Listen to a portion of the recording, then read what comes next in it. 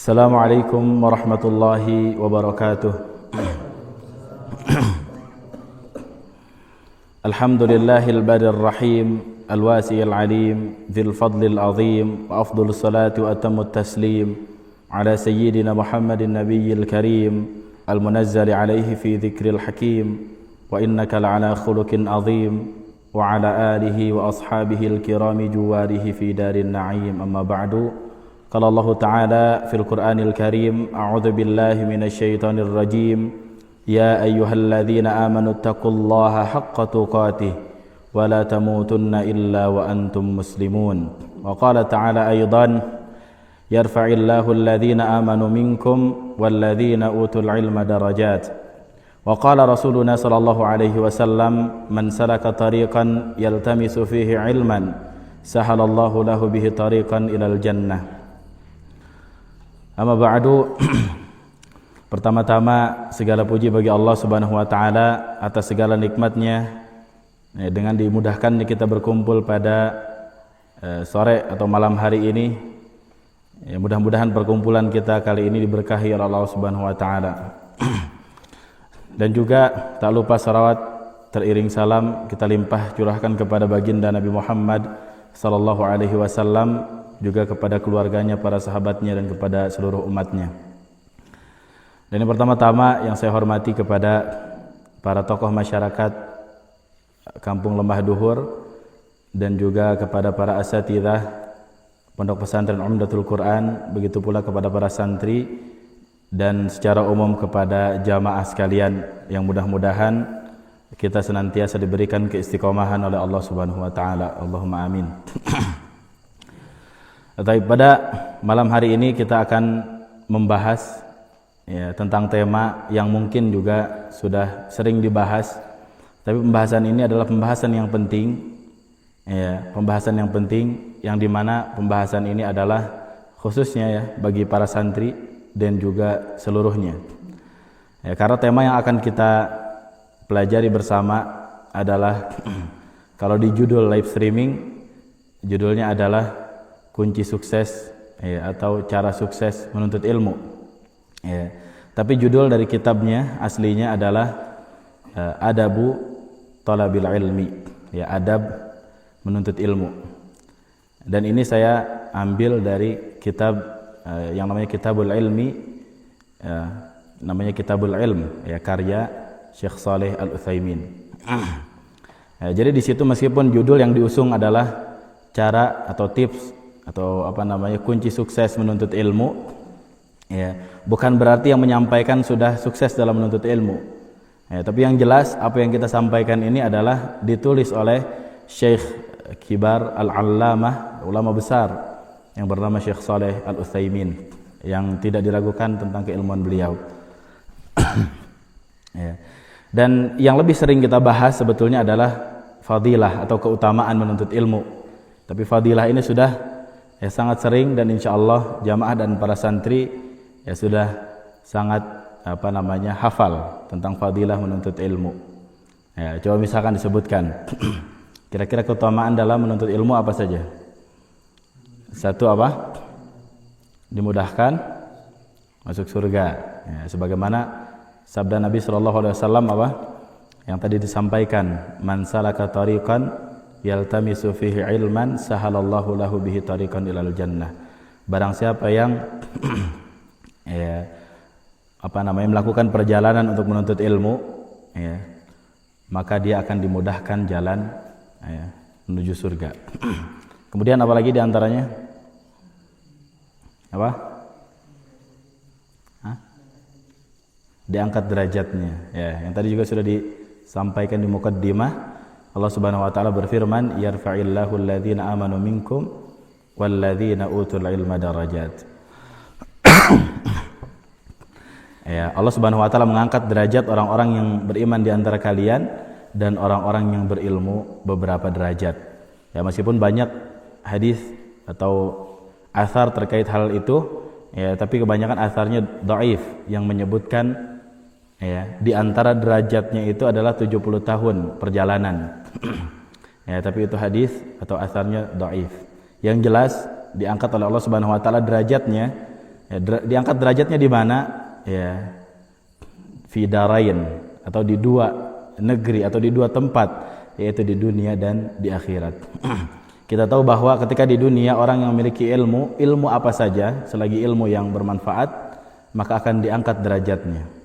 Ya, begitu pula di akhirat kelak, ya, dia juga akan diangkat derajatnya, mungkin surganya, ya, surga yang lebih tinggi atau bahkan surga Firdaus apabila dia menuntut ilmu atau dia memiliki ilmu dan ilmu tersebut bermanfaat untuk dirinya juga untuk orang lain.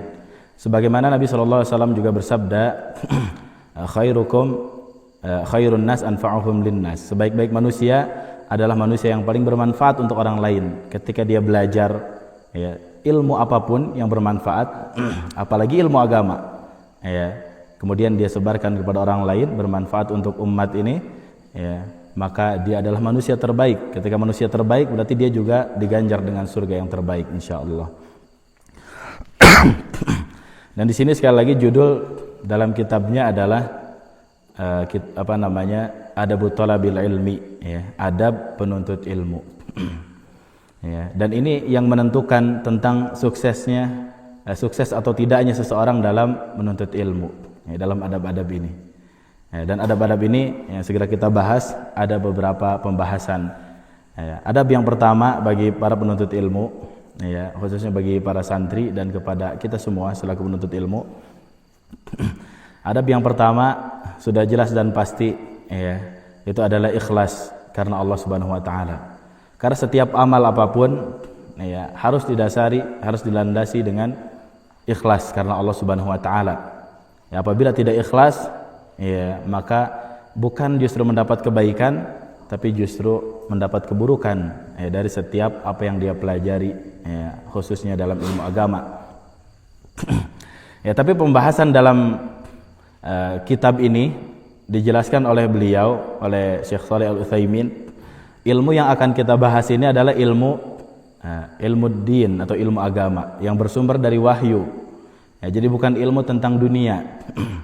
Ya, beliau mencantumkan dalam kitab bahwasanya kisah Nabi SAW ketika beliau di Madinah bertemu dengan orang yang mengawinkan pohon kurma. Lalu kemudian ditegur oleh Nabi, ya, seharusnya tidak perlu dikawinkan. Ya, biarkan saja dia berjalan sebagaimana sunatullah. Lalu kemudian orang itu pun menjawab, ya, ketika kami tidak kawinkan pohon kurma ini ya Rasulullah, hasilnya jelek. Ya. An-nakhlatu fasad disebutkan, pohon kurmanya itu jadi jelek, jadi buruk. Ya, lalu kemudian Nabi SAW menyebutkan, ya, dicantumkan dalam kitabnya, kata Nabi SAW, ya, kalian yang lebih mengerti tentang ilmu dunia kalian. Kata Nabi SAW bersabda, nah, di sini di muqaddimah disebutkan, ya, antum a'lamu bi syu'uni dunyakum, ya, kalian yang paling ngerti tentang ilmu keduniaan kalian. Jadi ketika kita belajar tentang misalkan membangun bangunan yang bagus, ya, misalkan membuat jalan yang bagus dan seterusnya, ya, itu itu bukan pembahasan di dalam kitab ini. Beliau juga menjelaskan, ya, bahwasanya Nabi SAW, innal anbiya la yuwarrithu dinara wala dirhama, ya, para nabi itu tidak mewariskan dinar dan dirham, ya, tapi para nabi itu apa? Warathul ilm, mereka mewariskan ilmu. Dan ilmu yang diwariskan oleh para nabi, kita tahu bukan ilmu tentang memproduksi sebuah barang, bukan ilmu tentang keduniaan, tapi yang Nabi ajarkan adalah ilmu agama. Ya, meskipun di situ juga ada isyarat-isyarat, yang cukup jelas, khususnya dalam Quran, ya, di dalam Al-Quran isyarat-isyarat yang sangat jelas, ya, di beberapa ayat atau bahkan di banyak ayat tentang bagaimana kita cara bertahan hidup di dunia ini, bagaimana kita misalkan, ya, merawat alam, merawat pepohonan, membangun bangunan dan lain sebagainya juga dibahas di dalam Al-Quran. Tetapi fokusnya adalah bagaimana caranya mengantarkan manusia kepada surganya Allah Subhanahu wa taala atau selamat di dunia maupun di akhirat. Jadi yang pertama sudah kita sebutkan tadi adalah niat yang ikhlas. Niat yang ikhlas ini sangat menentukan, ya, terhadap sukses atau tidaknya kita dalam menuntut ilmu. Ya, bahkan di dalam amalan-amalan yang lainnya. Tapi yang kita bahas adalah tentang menuntut ilmu. Nabi SAW bersabda dalam hadis riwayat Imam Ahmad, beliau bersabda, "Man ta'allama ilman yabtaghi bihi wajhallahi azza wa jalla la yata'allamuhu illa liyusiba bihi aradan minad dunya." Ya, barang siapa yang menuntut ilmu yang seharusnya ikhlas karena Allah Subhanahu wa taala, tapi dia tidak mempelajari ilmu itu dengan ikhlas, dia justru mengharap ya bagian atau ya masalah-masalah dunia atau harta-harta dunia dan seterusnya, lam yajid arfal jannati yaumal qiyamah. Ya, maka dia tidak akan bisa mencium aroma surga ya pada hari kiamat. Padahal para ulama menjelaskan bahwa bau surga itu bisa dicium ya bertahun-tahun perjalanan jaraknya gitu. Saking wanginya surga tersebut ya. Tapi saking bahayanya orang yang menuntut ilmu kemudian mereka tidak ikhlas, ya saking jauhnya mereka dengan surga ya dijauhkan ya, sampai-sampai mereka tidak bisa mencium aroma surga, yang dimana padahal aroma surga itu bisa dicium ya dengan, kalau tidak salah disebutkan dalam hadis ya, mungkin nanti dicari lagi sahih atau dhaifnya, disebutkan 70 tahun perjalanan. Sahih. Nah, sahih hadisnya. Ya 70 tahun perjalanan menuju surga itu, kalau kita melakukan perjalanan 70 tahun ya, itu baru sampai ke surga. Ya, bukan baru sampai ke surga. Artinya misalnya kita baru mencium nih aroma surga. Nah, dari situ tuh, dari mulai kita bisa mencium surga sampai surga jaraknya 70 tahun perjalanan. Artinya surga itu sangat wangi, radiusnya begitu luas. Tapi orang-orang yang menuntut ilmu mereka tidak ikhlas, ya mereka dijauhkan dari surga sampai-sampai mereka tidak bisa mencium wangi surga tersebut. Ya. Jadi di situ dijelaskan ya tadi dalam hadis tadi ya, isyarat atau bahkan ini sangat jelas disebutkan oleh Nabi sallallahu alaihi wasallam bahwa wajib bagi para penuntut ilmu yang mereka menuntut ilmu dengan ikhlas karena Allah Subhanahu wa taala. Ya. Dan juga sangat mempengaruhi di beberapa faktor ketika kita belajar ilmu agama dan kita tidak ikhlas. Di antaranya tidak akan maksimal. Ya. Contoh misalkan ketika kita belajar ilmu agama kita tidak ikhlas. Ketika kemudian kita belajar, kita sudah mendapatkan pujian dari orang. Misalkan tujuan kita untuk dipuji. Kita belajar ilmu agama kemudian sudah dipuji oleh banyak orang. Si fulan memuji, bahkan sekampung memuji, bahkan kampung lain memuji, bahkan satu Indonesia sudah memuji tentang keilmuan orang tersebut, maka bisa jadi dia tidak bersemangat lagi dalam belajar karena pujian yang dia inginkan dia sudah dapatkan. Ya. Atau begitu pula misalkan para santri ketika belajar di Umdatul Quran khususnya, kemudian kata orang tuanya, kamu belajar ya, kalau kamu dapat misalkan 10 juz selama di Umdatul Quran atau bahkan 30 juz, itu kami sangat bangga misalkan. Nah, itu dia belajar untuk membahagiakan orang tuanya. Ya. Tapi di sisi lain misalkan dia tidak ikhlas karena Allah Subhanahu wa taala, dia hanya untuk supaya orang tuanya ya suka sama dia. Jadi ketika dia sudah menghafal Quran tadi 10 juz misalkan, ya dia tidak akan menambah yang berikutnya karena tujuan dia sudah tercapai. Sementara ketika kita tujuan kita dalam menuntut ilmu adalah Allah, ya, itu akan absolut, tidak akan ada ujungnya. Ya, bagaimana tidak ketika para ulama kita begitu tawaddu dengan ilmu yang mereka kuasai sangat banyak, tapi mereka sangat hati-hati. Ya, dan mereka tidak merasa bahkan mereka berilmu. Ya, mereka sangat tawaddu, mereka merasa ilmu mereka kurang. Ya, begitulah ketika orang belajar ilmu agama dengan ikhlas, mereka akan maksimal. Atau sebaliknya, ketika kita belajar ilmu agama tidak ikhlas, sebaliknya kita kehilangan motivasi. Kalau tadi ketika dimotivasi sudah mencapai target, kita tidak semangat lagi, atau kita kehilangan motivasi. Misalkan ketika kita mulai membaca Al-Quran, ketika kita membaca, kemudian ada orang yang mengatakan, nih bacaannya jelek banget misalkan. Nah, bisa jadi dia, ya udahlah, saya nggak usah ngaji sekalian. Bisa jadi seperti itu.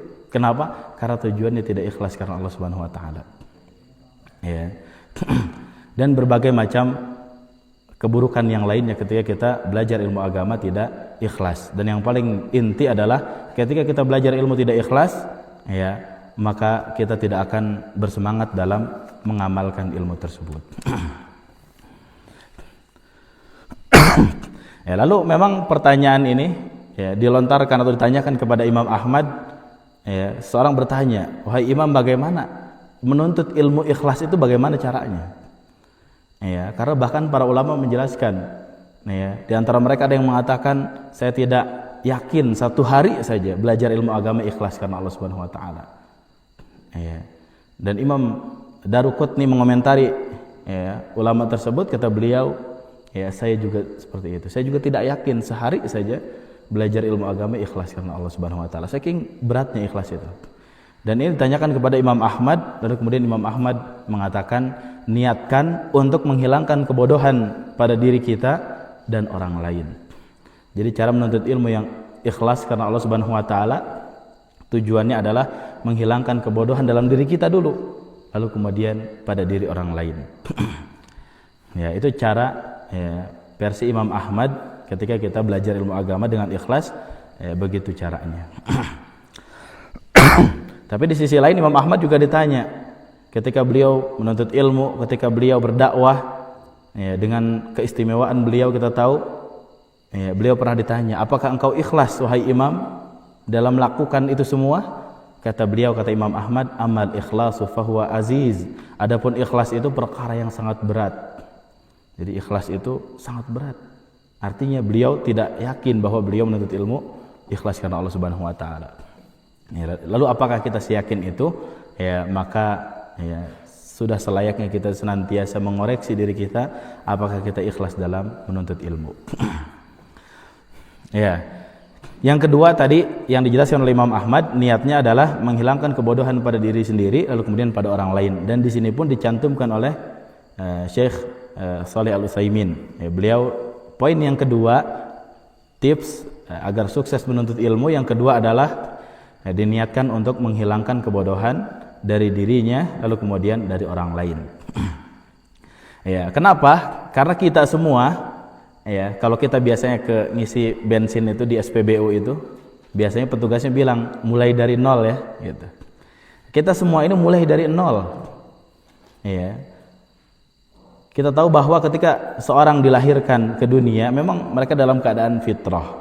Ya, fitrah itu artinya sesuai, mereka siap menerima syariat, ya, dari Allah Subhanahu wa taala. Tapi dalam ayat yang lain dalam surat An-Nahl, ya, surat ke-16 ayat ke-78, Allah Subhanahu wa taala berfirman, wallahu akhrajakum mim butuni ummahatikum la ta'lamuna syai'a. Kata Allah Subhanahu wa taala, ya, Allah Subhanahu wa taala itu mengeluarkan kalian, ya, mim butuni ummahatikum, ya, mengeluarkan kalian dari perut ibu kalian semuanya, la ta'lamuna syai'a, dalam keadaan tidak faham apapun, tidak mengerti apapun. Jadi kita mulai dari nol. Ya, makanya ketika anak lahir itu tidak pernah ditanya, ya, hal-hal yang sulit, ya, ke orang tuanya juga tidak pernah ditanya, misalkan ini anak udah bisa ngaji atau belum, ya, atau misalkan ini anak udah bisa ngitung belum, udah bisa baca belum, atau apalagi misalkan sudah hafal berapa juz, nggak ada. Ya, maka yang ditanya apa biasanya? Ya, paling yang ditanya apa? Beratnya berapa kilo, laki-laki atau perempuan? Ya, karena kita sudah tahu bahwa setiap anak yang lahir mulai dari nol, tidak mengetahui apapun. Tapi mulai dari nol, kita lihat prestasi para ulama kita. Ya, saya katakan prestasi para ulama kita itu prestasi yang tidak masuk akal. Ya, tidak masuk akal. Ya, betapa para ulama ketika mereka digelari, ya, dalam istilah ilmu hadis al-hafidh. Ya, al-hafidh itu kalau kita kan al-hafidh, orang dia mah sudah hafidh, dia mah hafidhah, artinya orang yang hafal Quran, ya, atau bahkan pernah hafal Quran, ya. Tapi para ulama ketika digelari al-hafidh, hafal berapa hadis? Ya, hafal 200.000 hadis. Ya. Kalau kita buka di Riyadhus Shalihin, nah hadis itu, ya, mungkin hadis pertama iya pendek, kedua masih pendek. Ketemu yang kisah Ka'ab itu 6 lembar atau 4 lembar sendiri itu baru bahasa Arabnya. Ya, kalau dalam terjemahannya, ya, itu digelari al-hafidh, ya. Dan ternyata ada di atas itu ada al-hujjah, ada al-hakim, dan seterusnya, ada di atas itu yang hafalnya luar biasa, ya. Terus Qur'annya mereka hafal, itu sudah pasti. Bukan cuma hafal, tapi ngerti dan mereka amalkan. Ya, makanya Imam Syafi'i ketika beliau mencari tentang dalil tentang ijma, ya, ketika beliau nyari tentang dalil ijma itu apa ya kira-kira dalam Quran. Kalau kita sekarang enak buka aplikasi, cari kosakatanya. Ya, kosakatanya kira-kira apa yang ada gitu tentang persatuan dan seterusnya. Ya, kalau di zaman dulu nggak ada, beliau harus mencari mulai dari awal. Baca Quran dari Al-Fatihah sampai selesai An-Nas. Ketika selesai An-Nas, kayaknya masih belum dapat yang pas. Ulang lagi kedua kali, ulang lagi ketiga kali. Ya, pas ketiga kali baru beliau menetapkan dalil ijma itu adalah An-Nisa 115. Yang wa may yushakkikir rasul min ba'di ma tabayyana lahul huda wa yattabi' ghaira sabilil mu'minin wallihi ma tawalla wa nuslihi jahannam wa sa'at masira. Ya. Akhirnya beliau tetapkan itu. Tapi kita nggak usah heran karena kita tahu Imam Syafi'i di bulan Ramadan 60 kali khatam. Lagi-lagi tidak masuk akal ya bagi kita. Gimana cara bagi waktunya? Ya. Itu Imam Syafi'i. Dan ulama-ulama yang lain. Kita tahu bahwa Imam Bukhari, artinya mereka juga tadi mulainya dari nol. Ketika lahir tidak ngerti apa-apa. Ketika Imam Bukhari dites, ketika beliau diundang ke Baghdad, dites tentang hafalan beliau. Ditanya tentang hadis. Nah, di situ dites oleh ulama-ulama di situ. Ulama-ulama hadis juga. Yang satu orang membacakan satu orang membacakan 10 hadis. Yang dibolak-balik matan dan sanadnya. Kita tahu bahwa sanad anfulan terus sampai kepada mukharijnya. Misalkan Imam Bukhari yang mengeluarkan ya, atau ulama lain mengeluarkan. Kemudian baru isinya, matannya. Ya. Dites oleh 10 ulama, yang satu membacakan 10 hadis yang diputar balik antara sanad dan matannya. Dibacakan hadis pertama, Imam Bukhari mengatakan saya tidak pernah mendengar hadis tersebut. Dibacakan yang kedua, beliau mengatakan tidak pernah mendengar hadis tersebut. Ya, ulama yang pertama, kedua, ketiga sampai ke-10, artinya dibacakan 100 hadis yang diputar balik sanad dan matannya. Lalu kemudian setelah selesai 100-100-nya, ya, para ulama di situ di Baghdad bingung, ini benar nggak ulama? Kok dia nggak ngerti hadis? Lalu kemudian Imam Bukhari, adapun hadis yang pertama matannya itu sanadnya yang ini. Adapun hadis yang kedua, ya, matannya itu sanadnya yang ini. Diulang dari 1 sampai 100. Kita 1 sampai 100 aja belum tentu ingat judulnya. Judulnya, nggak usah isinya. Ini sanad dan matan dibolak-balik, ingat. Tapi kita nggak usah kaget, karena beliau ketika di usia SMP-nya kita tuh, usia berapa? 12 tahun, 13 tahun. Ketika ngaji itu nggak pernah bawa catatan. Ya, makanya kalau kita ngaji nggak bawa catatan, ya itu mazhab Imam Bukhari, insyaallah. Ya, dulu Imam Bukhari juga sama, ngaji nggak bawa catatan. Sampai teman-teman itu nyinyir, ini orang nggak niat belajar. Teman yang lain itu bilang, ya, temannya itu bilang, ya, kamu jangan bilang sembarangan tentang Bukhari gitu. Kenapa? Karena dia sudah hafal 13.000 hadis. Usia masih belasan tahun sudah hafal 12.000 hadis. Ya. Kita sekarang usia berapa nih? Hadis arba'in aja. Ya, masih kebalik-balik. Ya, luar biasa beliau. Ya, dan beliau pernah safar untuk mencari hadis selama 1 bulan tidak bawa catatan. Ketika selesai safar sebulan tuh pulang dicatat tuh dari hari pertama saya dapat hadis ini, hari kedua dapat hadis ini. Sehari itu bisa banyak hadis. Ya. Luar biasa. Ya. Kalau kita ke Imam Ahmad misalkan, Imam Ahmad hafalan hadisnya berapa? Ya, hafalan hadis Imam Ahmad para ulama menyebutkan 1 juta hadis. Waduh. 1000 hadis itu kalau tidak salah ya di UIM itu mahasiswa yang fakultas hadis itu targetnya 1000 hadis ya. 1000 hadis mereka harus hafal 1000 hadis. Itu pun waduh, luar biasa perjuangannya. Ya, orang-orang yang luar biasa yang bisa hafal 1000 hadis. Ya. Imam Ahmad hafalannya berarti kalau 1000 itu punya hafalan kita 1000 hadis dikali 1000 lagi. Kita dapat 1000 hadis nih yang luar biasa perjuangannya. Ke 1000 yang kedua kayaknya cukup deh ini kita merojaah aja dulu gitu kan. Ini beliau hafal 1000 ini dikali 1000 lagi. Jadi ada 1000 yang semisal 1000 itu. Gitulah. Maka kalau dites IQ berapa kira-kira? Itu nggak masuk ya di tes IQ. Ya, kalau orang-orang yang diagungkan sekarang, Stephen Hawking, ya, atau Albert Einstein, IQ-nya berapa? 160. IQ maksimalnya 200, nggak sampai maksimal. Tapi mereka begitu diagung-agungkan. Ya, Imam Ahmad hafalnya 1 juta hadis. Berapa kira-kira IQ-nya? Ya, rusak udah pasti alatnya, nggak masuk akal. Dan tapi, wah itu mungkin bohong misalkan. Itu mungkin nggak seperti itu aslinya. Misal ada yang mengatakan begitu, tapi kita tinggal, kalau kita belum kebeli atau belum bisa bacanya, kita bisa cari ya, Musnad Imam Ahmad. Musnad Imam Ahmad itu harganya kalau nggak salah 6 sampai 8 juta harga kitabnya. Itu panjangnya ada kurang lebih 3 meter ya kitab. Jadi kitab setebal ini ada 50 jilid. Ya, kurang lebih 3 meter. Dan itu belum disyarah. Nah, itu versi bahasa Arab lagi. Terjemahkan aja dulu ke bahasa Indonesia. Ya, kita tahu kalau kitab diterjemahkan ke bahasa Indonesia itu bisa 3 kali lipat bahkan lebih. Ya. Ya, saya punya kitab tafsir As-Sa'di tebalnya segini. Ketika diterjemahkan di perpus itu ada berapa jilid? Ada 4 atau ada 6?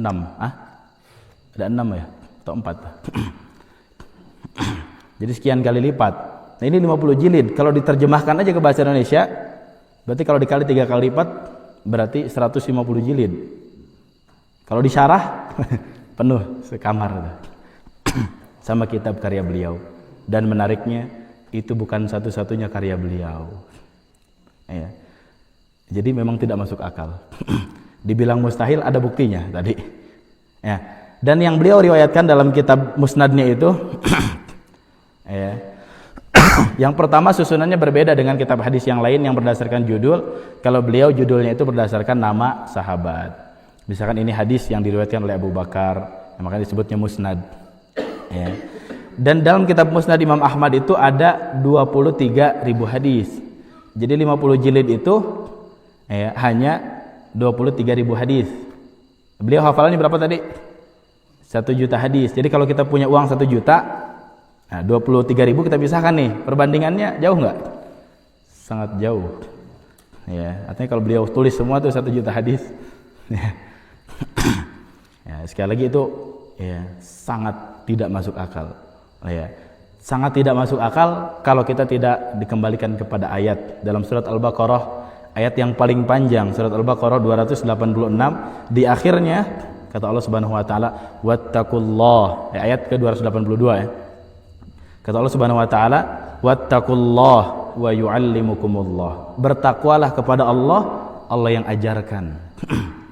Yang orang lain enggak bisa, dia bisa. Yang orang lain enggak ngerti, dia ngerti. Kenapa? Allah yang ajarkan. Maka begitu pula ketika Nabi Adam yang sama seperti kita, start dari nol, lalu kemudian Allah ajarkan wa 'allama Adamal asma'a kullaha. Nabi Adam diajarkan semua nama-nama. Makanya malaikat terpukau, iblis pun terpukau, meskipun mereka mungkin tidak mengakui.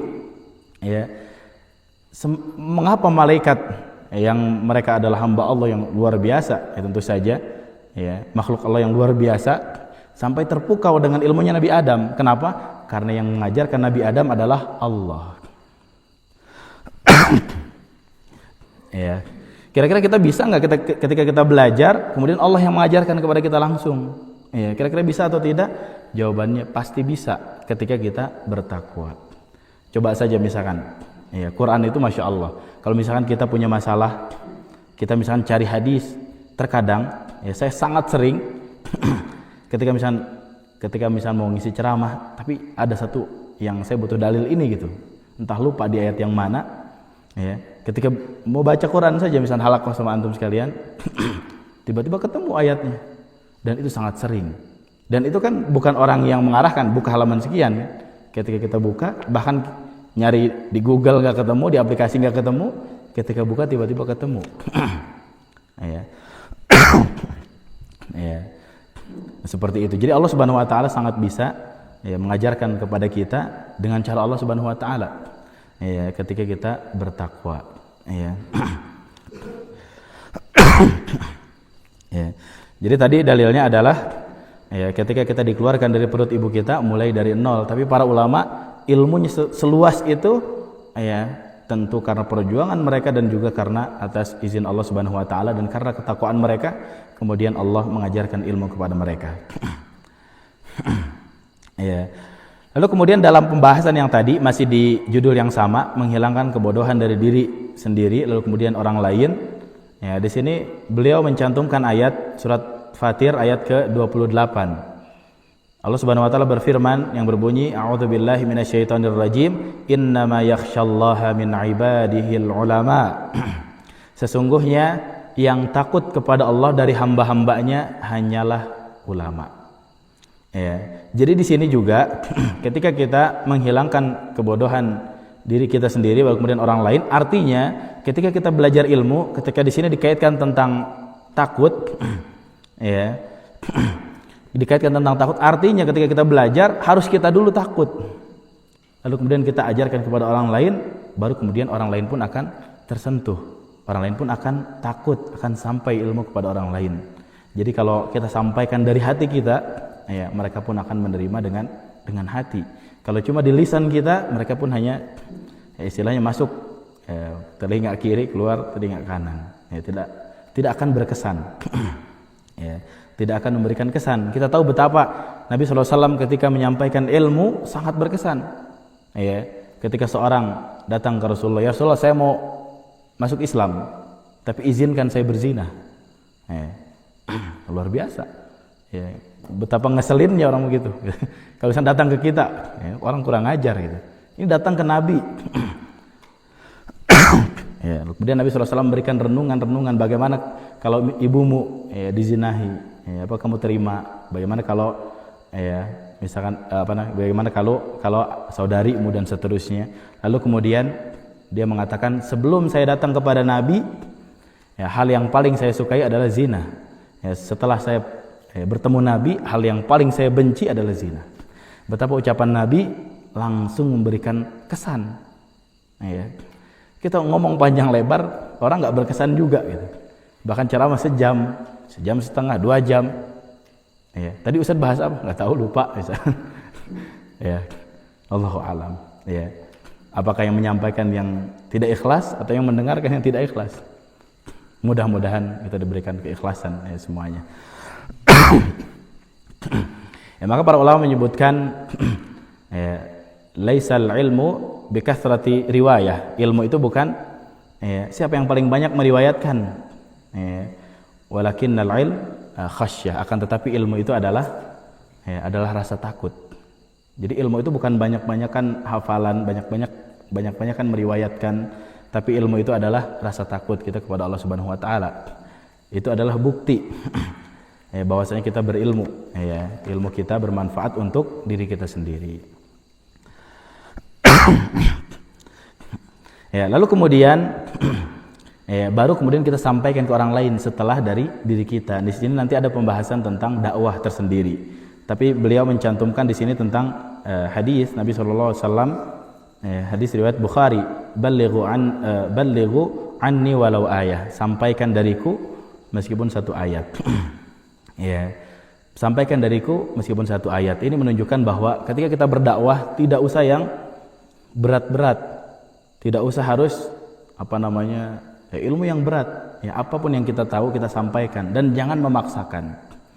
Ya, betapa para ulama begitu tawaddu. Kita tahu Imam Malik ketika beliau ditanya dengan banyak pertanyaan, yang dijawab itu hanya sedikit. Ya. Dan beliau mengatakan dengan tegas, saya tidak tahu. Ya. Dan kalau saya tidak lupa, ini di satu video pernah Syekh Al-Utsaimin, kalau saya tidak lupa ya. Beliau pernah ditanya antara Syekh Utsaimin atau Syekh bin Baz. Kalau Syekh Utsaimin berarti penulis kitab ini. Beliau pernah ditanya tentang mana yang lebih afdal antara azan dan iqamah. Ya. Kalau asatidz ditanya begitu, ya, jamaah banyak bahkan direkam, gengsi dong, bilang nggak tahu. Kan azan sama qomat itu sehari 5 waktu. Masa nggak tahu gitu kan? Belajar apa selama ini gitu kan? Dan ini ulama besar yang ditanya. Ketika ditanya mana yang lebih afdal, azan atau iqamah. Kalau kita ditanya jamaah banyak direkam juga, kita akan sampaikan apa? Misalnya kita ngasal aja misalkan, azan lah lebih utama. Buktinya azan pakai speaker misalkan. Padahal di zaman Nabi nggak ada ya. Jadi pede salah lagi misalkan. Ya, alasannya salah. Ya, tapi beliau ketika ditanya, beliau menjawab apa? Kata beliau, ya, insya Allah nanti saya akan tanyakan kepada para ulama yang lain, ya, atau saya tanyakan kepada para ulama, kita akan berkumpul tentang membahas tentang mana yang lebih afdal antara azan dan iqamah. Dan sekarang saya tidak tahu apa jawabannya. Luar biasa, ulama besar.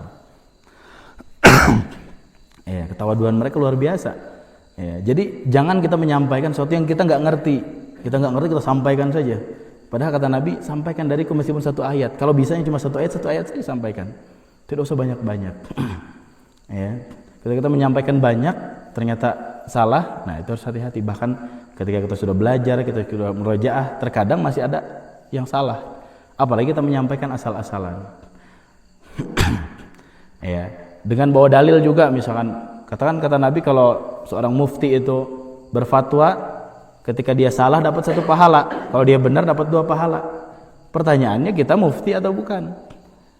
Ya, maka jawabannya jauh dari kata mufti, jauh. Ya, maka hati-hati, jangan asal menjawab kalau kita tidak tahu. Hati-hati. Ya, jadi sampaikan yang kita bisa. Ya, makanya saking tawaduknya para ulama kita, saking takutnya menyampaikan sesuatu yang salah. Di antaranya pernah kisah Syekh Albani. Beliau pernah ada orang yang datang ke beliau, tentang, wahai Syekh, datanglah ke tempat kami untuk mengisi kajian. Ya, masyarakat di kami sangat menunggu engkau gitu, ya, wahai Syekh gitu, sangat menunggu engkau. Mereka pasti sangat bahagia kalau engkau datang gitu. Lalu kemudian Syekh bertanya, di sana jamaahnya berapa orang? Ya. Kalau kita kan nanya, di sana banyak enggak jamaahnya? Banyak, oke, saya hadir. 3 orang di sana. 3 orang amplopnya tipis misalkan.